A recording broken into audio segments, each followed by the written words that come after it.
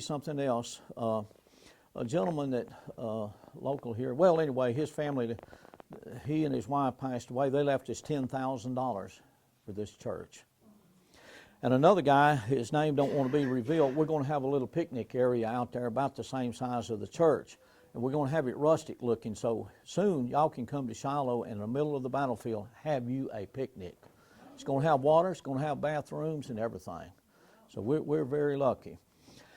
Okay, now going back, the first church was here about a mile from the landing, called Old Union, Union of Two Roads. There was a split in that church. Half the congregation left.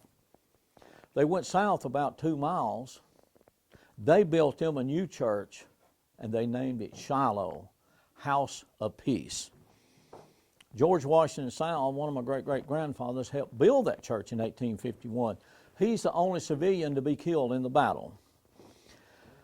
That church, called Shiloh, unfortunately was a casualty of the battle. No fault of anybody, just random artillery shells hit it and some other structures. It didn't survive the battle. It was a heap of logs after the battle. Grant used some of the longer logs in his advanced armament for bridges. This is 24 by 30. The next church, now they built them what they call a brush arbor out here, and had a fire every Sunday morning, and in the wintertime, if it was snowing or raining, they worshiped across the road in a guy's house. But in 1874, George Washington Sowell's son, J.W. Sowell, my great-grandpa, helped build the second church here. It was a nice church. It was 40 by 50, white weatherboarding on it, steeple, bell, so forth. It stood until 1928.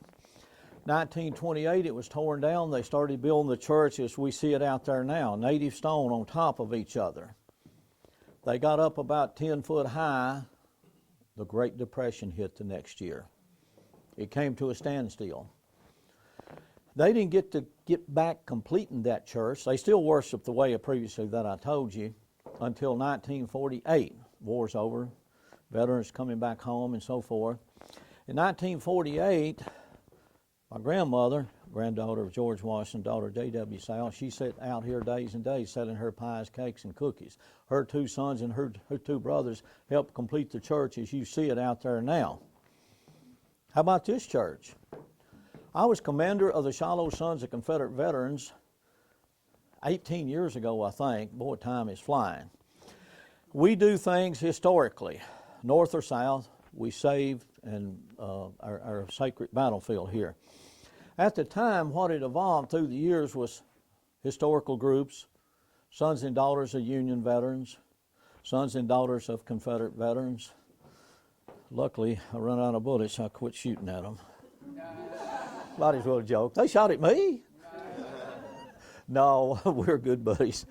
But anyway, I didn't want this to be a Larry DeBerry thing, but I got with them and said, what do y'all think about us putting that church back on the battlefield? They, God, boy, that's a fabulous idea. Man. We all got together, had fundraisers, cookouts, sold booklets and had ads in the back. Oh, no, we had $24,000 in a year. Very successful.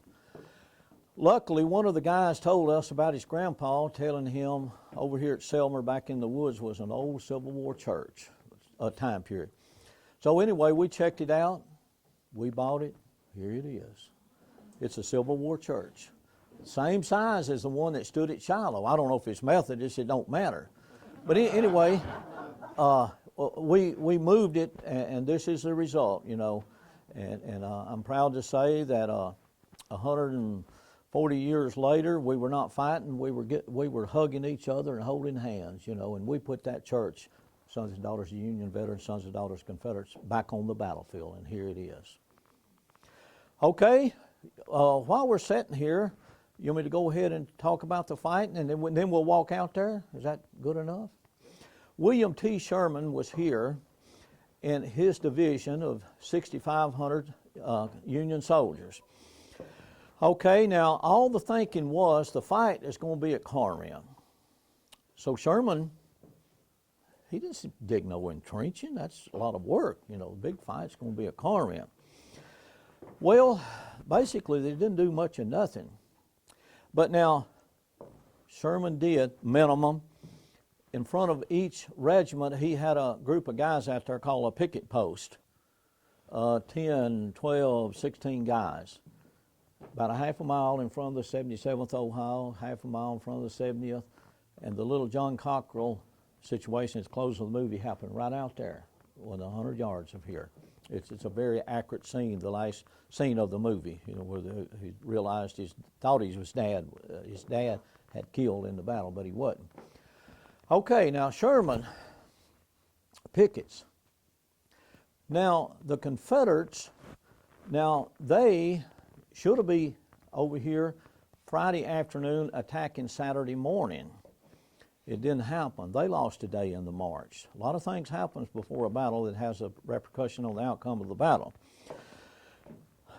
They're not in line of battle until Saturday afternoon and ready to attack Sunday morning. Now let's look back. What if they'd have been here a day early? Buell didn't get here till Sunday night. Buell would not have been a participant of the Battle of Shiloh because it teased 2 days out. If that had happened, but it didn't happen, the Confederates, luckily for the North, they lost a day in the march. So it took them 3 days instead of 2 days. So they're over here Saturday afternoon lining up for battle. The pickets are noticing these rebels. Well, this is not ordinary, so they're coming back and telling their colonels, you know, thousands of rebels are over there with artillery. This is definitely something that needs to be dealt with. The colonels know a patrol needs to be sent out immediately to check. Why? What are they doing? How many? But before they can do that, they need to get permission from their generals, Sherman, Prentiss, McClernand, Hobart, on and on and on. I will tell you this, and this is so hard to believe even today, and I've said it a bunch of times, it's still hard for me to believe. Sherman and all these generals would not let them send out a patrol. That's foolish. There's no rebels out there. You just got a bunch of scared soldiers. I'm not going to repeat what he said to Colonel Appler. It wasn't nice, you know. Get your blankety blank regiment, but get out of here. You're a bunch of cowards, you know. And, anyway, no patrols were allowed to be sent out. Remember, it's a learning lesson. They learn, boy. Next battles, you send out patrols continuously. But it nearly cost them here at Shiloh. Now, something didn't happen that night. When these Union guys went to bed between then and the next morning, General Grant's army was in a position to be destroyed, annihilated, if something didn't happen. One of the worst military disasters ever to occur was in place. But something happened. Well, let's talk about an unknown colonel, Everett Peabody, in Prentiss's division over here. Colonel Peabody is a man of action. If he's killed, he's killed. If he's thrown in jail, he's thrown in jail. He's going to always do what's right. Colonel Peabody, he's been reprimanded that get back to your camps, there's no rebels out there, by Prentiss, you know. Well, he stays up all night at 3 o'clock in the morning, Sunday morning early. He's got 250 men lined up, ready to go in a southward direction to investigate, known as Peabody's Patrol at Shiloh.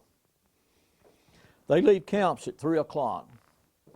They're coming out into this edge of Fraley Field. On the other edge of Fraley Field in the woods is thousands of Confederates getting up, lining up, getting ready to come and attack Sherman and Prentiss and others.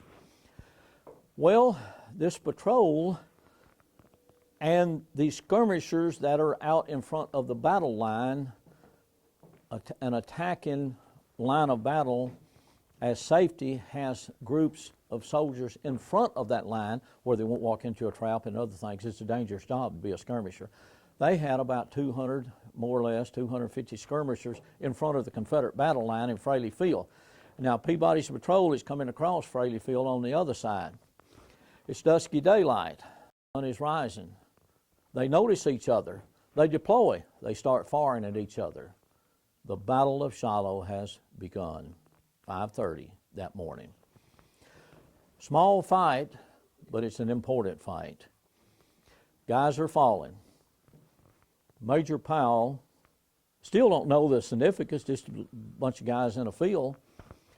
But he looks up and he cannot believe what he is seeing after about 30 minutes of a firefight.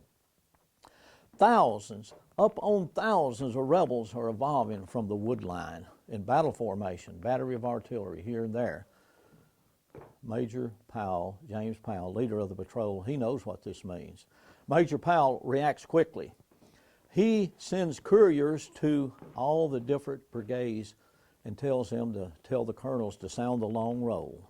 We're fixing to be attacked by thousands of rebels. At that time, you could hear the little drummer boys, 8-year-old, 9-year-old, 10, 12, beating the cadence, the long roll. If you don't learn nothing in the Civil War, you better learn that cadence. That means grab your gun, run, get in battle formation. Now, the rebels will be attacking up the slopes of bloody Shiloh Hill. It earned that name, and I will get to that in just a minute. Into the ranks of Union soldiers, not in their beds, but in battle formation. Peabody's patrol saved Grant's army at Shiloh, period. Wow. He sure did, yes. Okay, he gets little or no recognition. Prentice gets all the recognition, what he says, how good he was after the war, Peabody can't react because he don't survive the battle, and we'll get into that in a minute. Okay, Sherman, just saying it like it is, fought a hell of a good fight here at Shiloh Hill. Okay, here comes Patrick Cleburne's brigade of Hardee's first line, in particular the 6th Mississippi right out here. The 6th Mississippi, 425 men, they lose 300 in 1 hour, hour and a half. Here comes the 2nd Tennessee in that battle line. Colonel Bates, he's severely wounded, legs shattered. They lose half of theirs. Over to the left, be their right, our left, the 23rd Tennessee, they lose half of theirs. Sherman is fighting a hell of a fight. 23rd Tennessee, one of my great-great-grandfathers, David Howe, and his brother are fighting with the 23rd Tennessee. And their mother is where my house is at, Widow Howe's house, and that was a hospital after the battle. Sherman is standing like a stone wall. You've heard that before. Okay, now Sherman is also, besides whipping rebels, he's achieving success elsewhere. Otherwise, it's 10 o'clock. He ain't been moved back. He's buying time.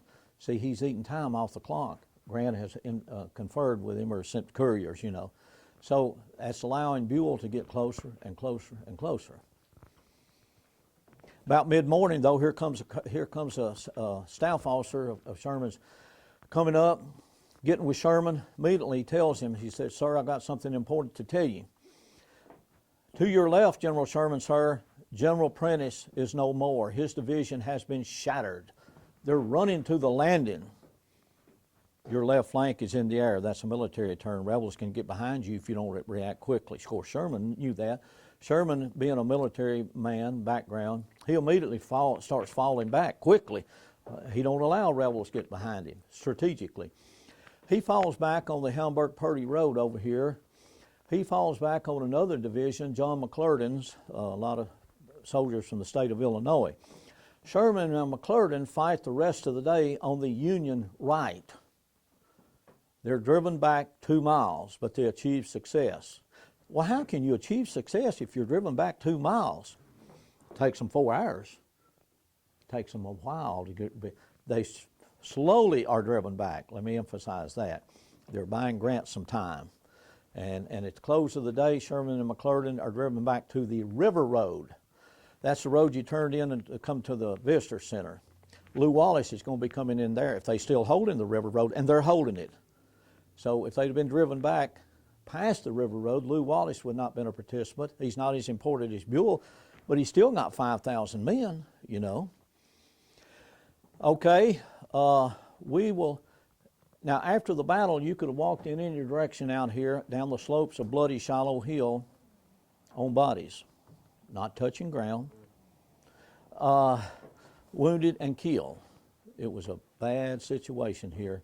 We're on the crest of bloody Shiloh Hill. I'll tell two other stories, and then we'll walk down there and take your picture.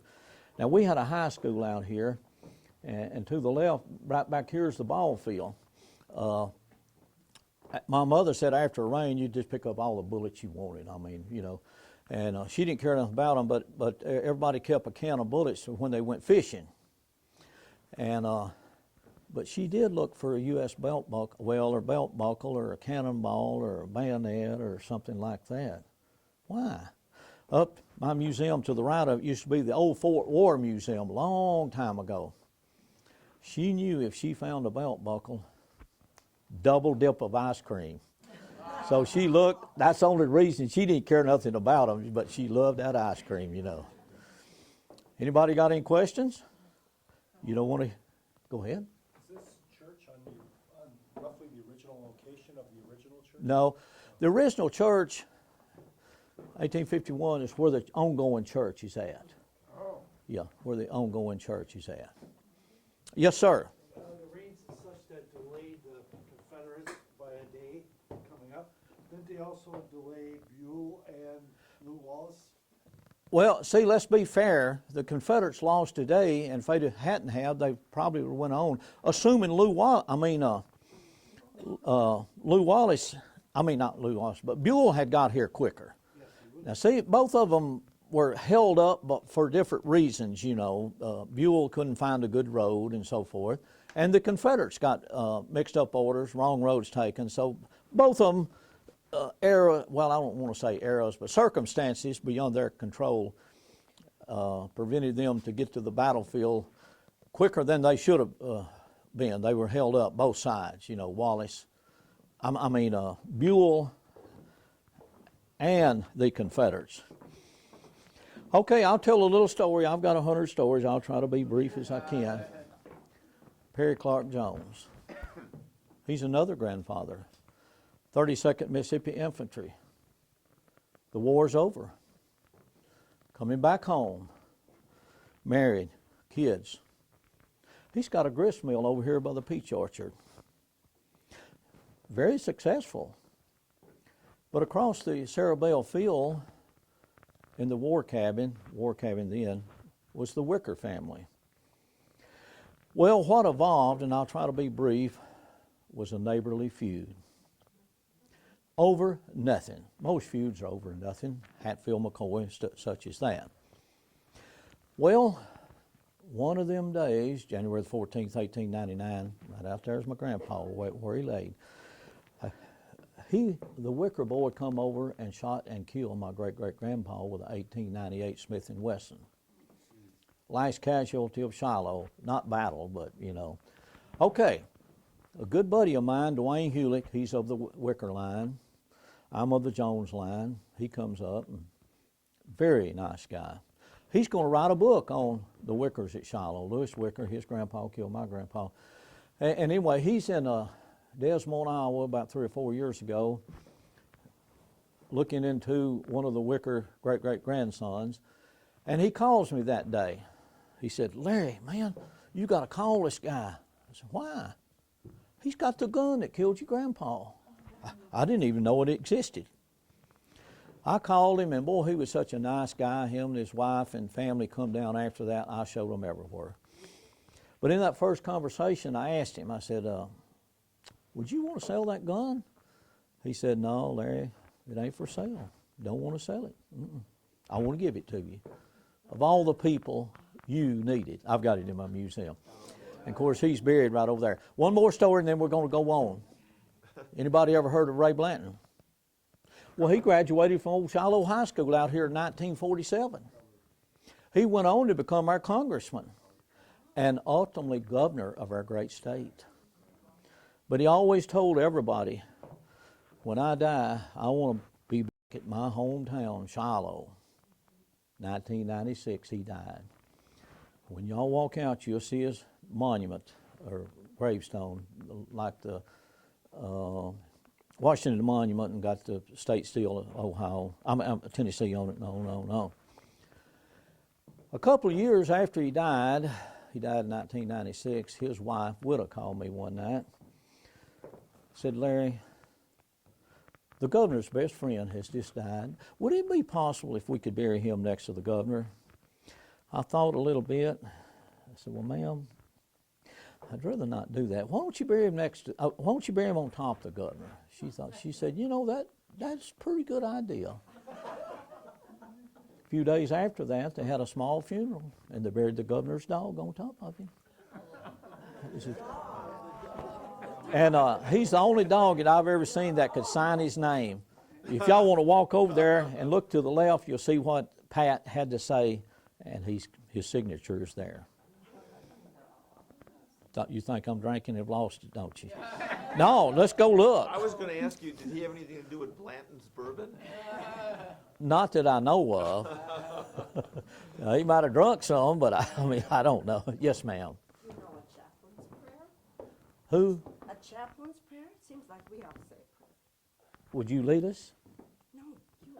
I don't know it. Don't throw that back on me. We have a David, we have chaplains. What we're going to do is cut the camera. I wanted to ask you, that lady we're talking about yesterday, that Vicar died? Bick, Okay, B, because that's what I was hearing you say Vic, but that's what I saw, they had posted. Bickerdyke. Okay. All set, Terry? You ready? Give her the high sign, Ken. Okay. So today I want to talk a little bit more about the 16th Wisconsin. We saw that there were 3 Wisconsin regiments here, and the 16th, of course, was one of them. This regiment was organized at Camp Randall in Madison in January 1862, but a lot of the men had enlisted in the later months of 1861. There were 10 companies. They were the Greene County Rangers, the Oconomowoc Rifles, the Dodge County Guards, the Union Guards from Hatchetville, the Adams County Rifles, the Northern Lights, the Chippewa Valley Guard, the Treadaway Pumas, the Darlington Light Infantry, and the Ozaki Rifles. So as you can tell, unlike many Wisconsin regiments where companies would come from like a 2 or 3 county area, the men from the 16th of Wisconsin, or 16th Wisconsin came from all over the state. Following 2 months of training, the regiment traveled here to Pittsburgh Landing, and they arrived on March 20th, where they were assigned to the 1st Brigade of the 6th Division of the Army of Tennessee, and they were commanded by Colonel Everett Peabody. And we heard Larry talking about Peabody this morning. They were brigaded with the 21st and 25th Missouri and the 12th Michigan Infantry Regiments. The 16th was commanded by Colonel Benjamin Allen, who was originally from Vermont, but he had moved west in 1848 before settling in, then he settled in Pippin, where he owned 3 stores, and with a partner he started a stagecoach line between Hudson and Chippewa Falls. That was pretty much, you know, still wild country. He was active in the Democratic Party and served 2 years in the Wisconsin State Senate. Second in command of the regiment was Lieutenant Colonel Cassius Fairchild of Madison. He's the brother of Lucius Fairchild of 7th Wisconsin fame that we'll hear so much more about next year. Their camp occupied the extreme left of Grant's army here. At first, they were engaged in the usual camp duties and drilling until the evening of April 5th, when companies A, B, C, and D were ordered to go out on picket duty, along with 2 companies of the 21st Missouri. Those companies advanced about a mile or more to the right and front of the regiment, where they were posted until 5 a.m. on April 6th, when the rebels attacked the 2 Missouri companies, driving them back. They were soon rallied by Colonel Moore of the 21st Missouri, and they, along with Captain Edward Sachs of Company B, went to their assistance. They were soon joined by the other picket companies of the 16th, and their force advanced up a slight rise of ground, where they found rebels concealed behind a long fence, who opened up on them with a direct volley right in their faces. Captain Sachs and Sergeant Williams of Company A were instantly killed, and several others were wounded. Captain Sachs was the first Union officer to be killed here at the Battle of Shiloh. The Confederates then advanced in force, drawn up in battalions, firing as they advanced and marching steadily. This was the advance of the whole of one wing of the rebel army. The pickets quickly retired, shooting at the Confederates from behind trees as they did so. The entire division of General Prentiss was soon under arms, with the 16th forming a line of battle about 40 rods, which is about 200 yards, in front of their camp, in the edge of the timber, where they were joined by the companies that had been on picket duty, who were now being very closely followed by the enemy that was advancing on them in 3 lines of battle. Fire opened up all along Prentiss's line, and the advance of the enemy was checked until Colonel Allen gave the order for the 16th to fall in line. This was now about 6 a.m. Allen's men took their position a distance in front of their camp. At about 6:30, Allen was ordered by General Prentiss to change his front by wheeling around to the right about a quarter turn, which they did in perfect order. Shortly after their entire line was reformed,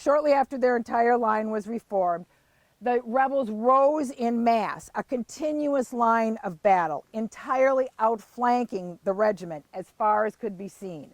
And the 16th took a raking crossfire all along the line. It was later reported that nearly all of the 16th found dead and wounded in this position had been hit crossways. The Confederates were 10 columns deep, and each column was 5 deep, this making it impossible for the 16th to stand its ground. But at the same time, it exposed the rebels to great loss from the steady fire of the regiment's Belgian rifles. Rebel prisoners taken the next day said that the balls from these rifles frequently went through 3 men at a time. At this time, the regiments to the right and the left of the 16th had fallen back, and they were entirely unsupported by other forces. Finally, they too were ordered to fall back. Colonel Allen made his next stand directly in front of their camp. A desperate fight there ensued, in which Lieutenant Colonel Fairchild was wounded in the thigh and carried from the field. He would die in October 1868 at the age of 39 from complications of this wound. Colonel Allen had his second horse of the day shot dead from under him. Finally, Allen was ordered by General Prentiss to fall back, take to the trees, and hold the enemy as much as possible until reinforcements could arrive. The men of the 16th immediately took to the trees and fell back slowly, firing upon the enemy until the forces of General Hurlbut's 4th Division made their appearance. By now it was about 11 a.m. The men of the 16th were out of ammunition, nearly exhausted, and had been without food and water since 6 a.m. After receiving a fresh supply of ammo, the 16th reformed about 2 p.m. near a log house on the road to Pittsburgh Landing, and they remained there until dark. Colonel Allen wrote in his after-action report, "I cannot speak in too high terms of the commendation of the bravery and endurance of both officers and men in my command, although never before in action. There were very few exceptions, exhibited in an eminent degree the qualities of veteran soldiers, and in the last engagement I lost some of my brave and valuable men." The casualty figures for the 16th here were 40 killed, 188 wounded, and 26 missing, for a total of 254 casualties. Only 3 other Union regiments had more casualties here at Shiloh than the 16th Wisconsin. During its service, the regiment moved through Tennessee, Mississippi, Louisiana, Georgia, the Carolinas, and Washington, D.C. It would participate in the battles of Shiloh, Corinth, Jonesboro, Kennesaw Mountain, Atlanta and Savannah, Sherman's March to the Sea, and the surrender of the Confederate Army. Finally, in June of 1865, they moved to Louisville, Kentucky, where they were mustered out on July 12, 1865. So just a little bit more about Captain Sachs, that first Union officer that was killed here. And I have a photograph of him that I'll pass around. This is a wartime photograph. He was 43 years old here at the Battle of Shiloh. He was born in New York State and later moved to Waushara County, which was then still called the Indian Lands. As those lands began to get settled, he began the village of Saxville. He was known as an active, driving, enterprising businessman and an influential Democratic politician.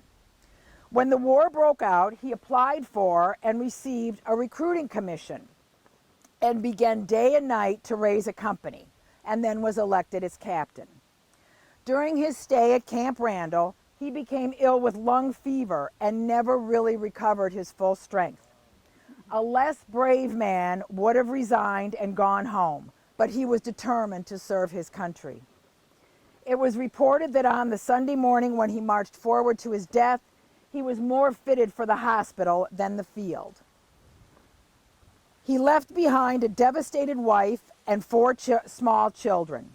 His wife never remarried and supported her family as a dressmaker. The federal census for 1860 shows that Sachs listed his occupation as a miller. He is buried here and rests in plot 2270, although there's also a monument to him in the Saxville Cemetery. Now, I think you've noticed these 6 tombstones here. What about these?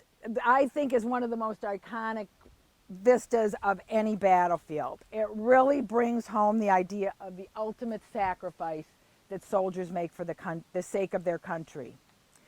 These are not actual tombstones, but they're actually cenotaphs, representative or memorial markers.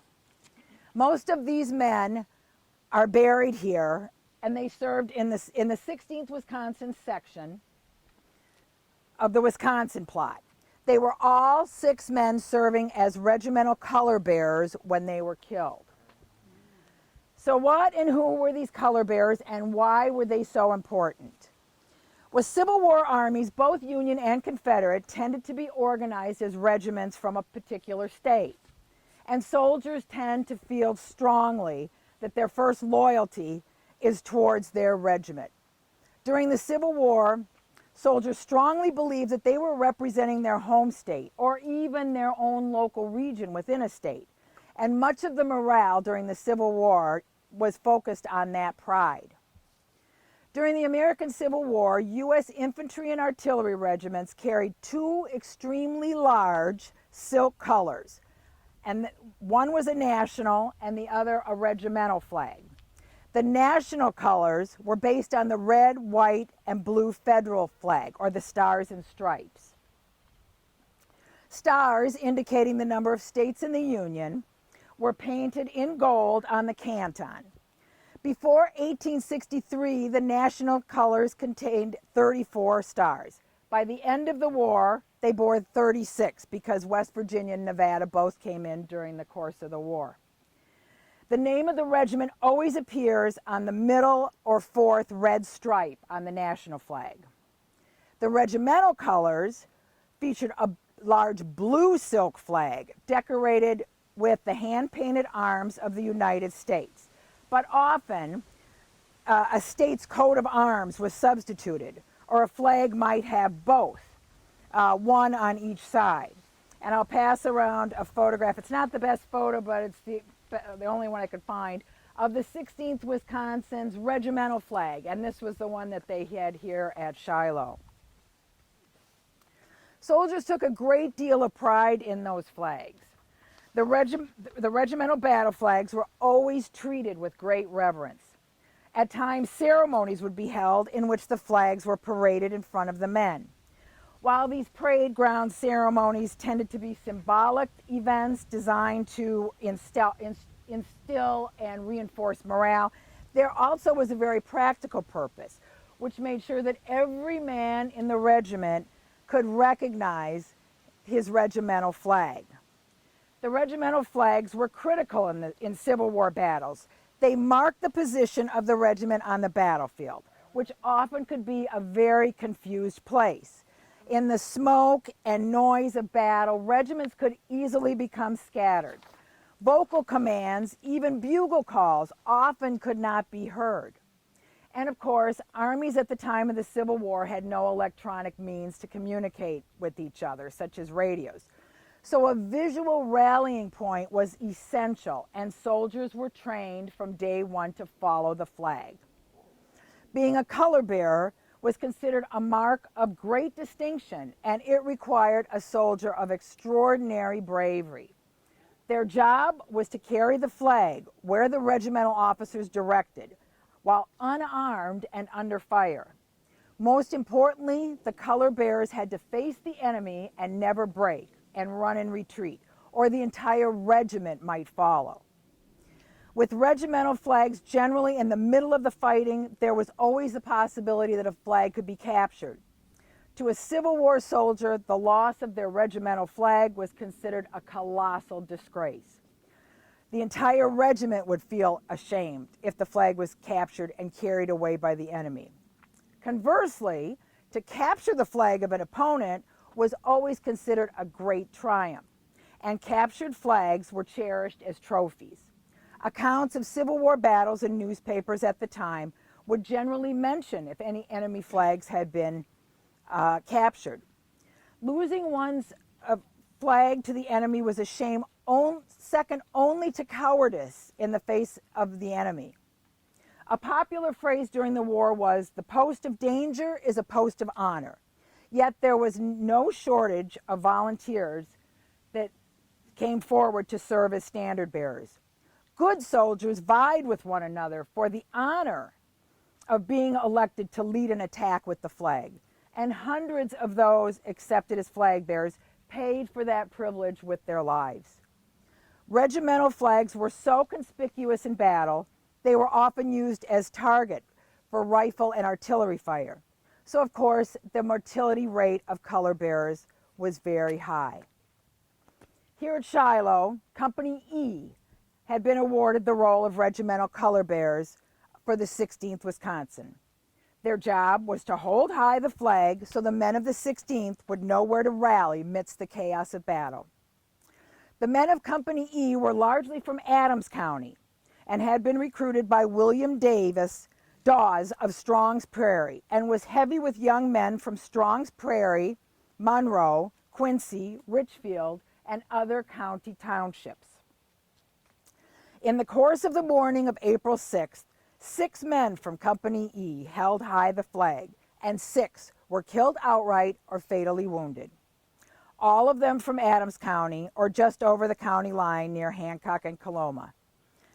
The youngest and first to fall was 17-year-old Lewis Knight from Strong's Prairie. And I'll pass around this photograph, which is of 5 of the 6 men here. This is in the collection of the Veterans Museum in Madison. The first to fall and youngest was 17-year-old Lewis Knight of Strong's Prairie. He was followed by Sergeants Joseph Holcomb of Coloma and John Willis of Strong's Prairie, who were carrying the national and regimental colors. The actual color bearers, the men that carried the flag, always held the rank of sergeant. Also killed were Privates Philo Perry of Coloma, Henry Thomas of Hancock, and Irwin Ryder of Richfield. So take some time now. I know everybody wants to get to the bookstore, but just take a little time now and just walk around the cemetery and visit perhaps the graves of the Wisconsin boys that are buried here. They have a saying at the VA National Cemetery at Woods, Wisconsin, that goes something like, "We all die twice. The first time after we take our last breath, the second time is when our name is uttered for the last time." So when you walk around and you see the names on the headstone, say them out loud, because I think in some way it does help keep them alive. So that's it.